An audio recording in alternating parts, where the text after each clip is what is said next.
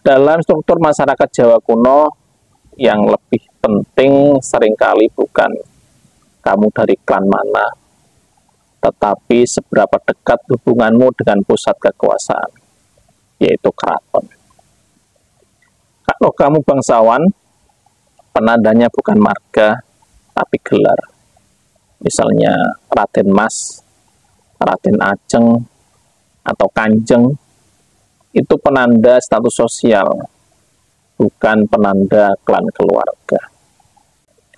Oke, jadi jelas ya, identitas orang Jawa tidak terikat pada garis keturunan klan, tetapi lebih ke status sosial atau nama personal. Kalau nama personal itu adalah doa yang baik, kenapa tokoh terhebat dalam sejarah Jawa seperti Mahapatih Gajah Mada namanya menggunakan gajah, atau raja terbesar Majapahit Hayam Wuruk, kenapa ayam ya? Belum lagi ada Lembu Sora, lembu itu sapi ya, Kebo Iwa, kerbau, atau Maesa Jenar, kerbau kuning. Kenapa nama-nama hewan dipakai oleh para satria dan raja?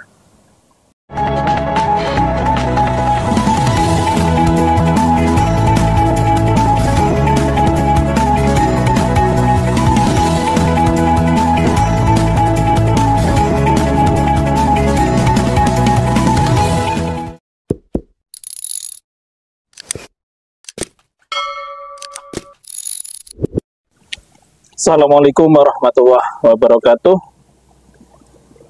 Rahayu, rahayu, rahayu sagung dumati.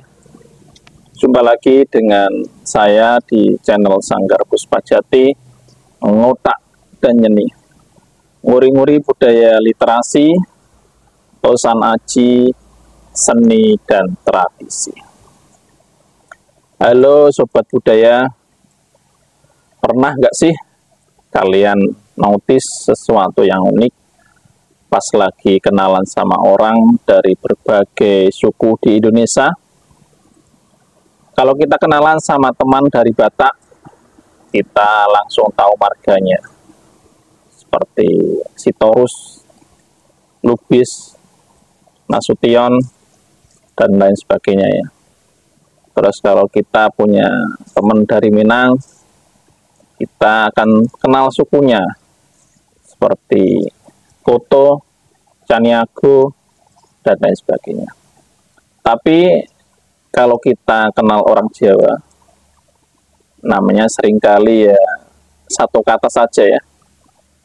Sebut seperti Soekarno, Soeharto, atau di era sekarang Bapak Presiden kita ya, Prabowo Subianto. Tidak ada nama keluarga atau marga yang diwariskan turun-temurun. Ini bukan kebetulan, ini adalah sebuah fenomena budaya yang usianya sudah ribuan tahun. Pertanyaannya, kenapa bisa begitu? Hari ini kita akan kupas tuntas misteri ini. Dan bukan cuma itu, kita juga akan sambungkan dengan pertanyaan menarik lainnya. Kalau orang Jawa tidak memakai marga, kenapa justru tokoh-tokoh besarnya dalam sejarah seperti Gajah Mada atau Hayam Wuruk malah menggunakan nama-nama hewan? Sepertinya berbeda, tapi ternyata dua hal ini saling berkaitan erat. Tetap di sini kita bedah bersama-sama. Oke, mari kita mulai dari pertanyaan utamanya. Kenapa orang Jawa tidak punya marga? Jawaban paling fundamentalnya terletak pada cara orang Jawa melihat garis keturunan. Banyak suku di Indonesia seperti Batak menganut sistem patrilineal. Gampangnya, garis keturunan itu ditarik lurus dari pihak ayah. Karena itu, marga yang diambil dari ayah jadi sangat penting sebagai penanda identitas klan. Nah, orang Jawa berbeda. Masyarakat Jawa secara tradisional menganut sistem bilateral atau parental. Artinya garis keturunan dari ayah maupun dari ibu itu dianggap sama pentingnya atau seimbang. Karena kedua sisi dianggap setara, tidak ada kebutuhan mendesak untuk punya satu nama penanda khusus atau marga yang diambil cuma dari sisi ayah saja misalnya. Kekerabatan mereka lebih cair dan luas. Dalam struktur masyarakat Jawa kuno, yang lebih penting seringkali bukan kamu dari klan mana, tetapi seberapa dekat hubunganmu dengan pusat kekuasaan, yaitu keraton. Kalau kamu bangsawan, penandanya bukan marga, tapi gelar. Misalnya Raden Mas, Raden Ajeng, atau Kanjeng, itu penanda status sosial, bukan penanda klan keluarga. Terus kalau tidak pakai marga, sistem penamaan mereka bagaimana dong? Itu ya pertanyaannya ya. Secara tradisional ya nama tunggal atau disebut mononim. Satu nama saja cukup. Seperti presiden pertama dan kedua kita, Soekarno, Soeharto. Nama mereka yaitu satu kata. Bagi orang Jawa, nama adalah doa atau pepiling atau pengingat. Diberikan berdasarkan harapan atau mungkin waktu kelahiran atau weton. Ada filosofi bahwa nama yang terlalu berat, termasuk nama keluarga yang besar ya, bisa jadi beban kalau si anak tidak bisa menyandangnya. Loh, tapi kok sekarang banyak yang namanya 2 atau 3 kata. Nah, seperti presiden sekarang ya, Prabowo Subianto, atau Megawati Soekarno Putri, atau Abdurrahman Wahid, atau Gus Dur ya. Nah, ini adalah adaptasi modern. Sejak era administrasi kolonial Belanda dan berlanjut sampai sekarang, kita membutuhkan nama belakang untuk membuat KTP, paspor, atau ijazah.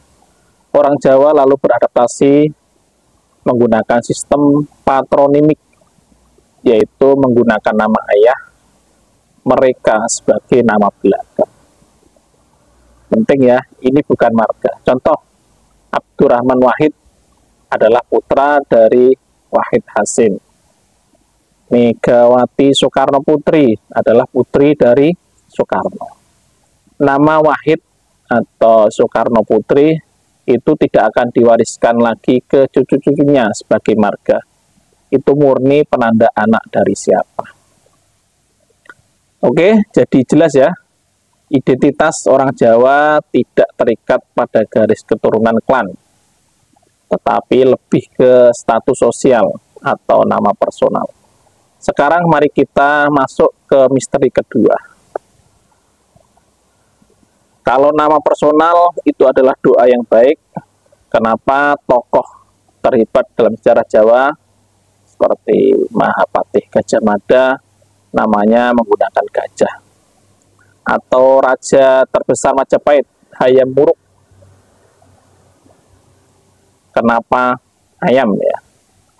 Belum lagi ada lembu sora, lembu itu sapi ya, kebo iwa, kerbau, atau maesa jenar, kerbau kuning. Kenapa nama-nama hewan dipakai oleh para satria dan raja? Jawabannya karena Gajah Mada atau Hayam Wuruk itu bukan nama lahir mereka. Itu adalah gelar kehormatan atau paraban, julukan ya, atau nama gelar yang mereka dapatkan berdasarkan pencapaian atau karakter mereka. Di era Jawa kuno, menggunakan nama hewan adalah bentuk metafora atau kiasan untuk menggambarkan kekuatan si pemilik nama. Dan ini bukan hewan sembarangan.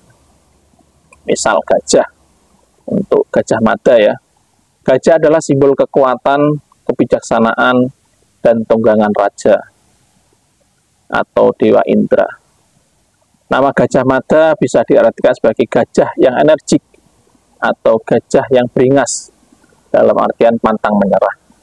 Ini adalah julukan yang sangat pas untuk seorang Mahapatih yang menyatukan Nusantara. Selanjutnya yaitu Hayam Wuruk untuk Raja Sanagara. Hayam Wuruk berarti ayam jantan yang terpelajar atau ayam jago yang muda. Ayam jantan adalah simbol keberanian, wibawa, dan pemimpin. Ini yang berkokok di pagi hari ya. Ini gelar yang pas untuk raja muda yang membawa Majapahit ke puncak kejayaan. Nah, disinilah kita melihat benang merahnya. Sobat budaya sadar gak? Dua fenomena ini, ketiadaan marga dan penggunaan nama hewan sebagai gelar, ternyata akarnya sama. Karena orang Jawa tidak terikat oleh identitas marga atau nama warisan keluarga, maka identitas mereka dibangun berdasarkan pencapaian pribadi, karakter, dan status sosial yang mereka raih sendiri. Gelar Gajah Mada adalah bukti pencapaian personalnya yang luar biasa. Ketiadaan marga adalah bukti bahwa dalam filosofi Jawa, yang terpenting bukanlah kamu keturunan siapa, tapi kamu adalah siapa dan apa pencapaianmu. Jadi dua hal yang tadinya kelihatan bertentangan, ternyata justru saling menguatkan satu filosofi yang sama. Gimana menurut kalian? Apakah di daerah kalian ada sistem penamaan yang unik juga? Coba share cerita kalian di kolom komentar. Oke, terima kasih sudah menonton. Jangan lupa like, subscribe, dan nyalakan loncengnya agar tetap tahu dengan video-video yang saya upload. Oke, sampai jumpa di video saya selanjutnya. Kurang lebihnya saya mohon maaf. Assalamualaikum warahmatullahi wabarakatuh. Rahayu, rahayu, rahayu sagung tumat.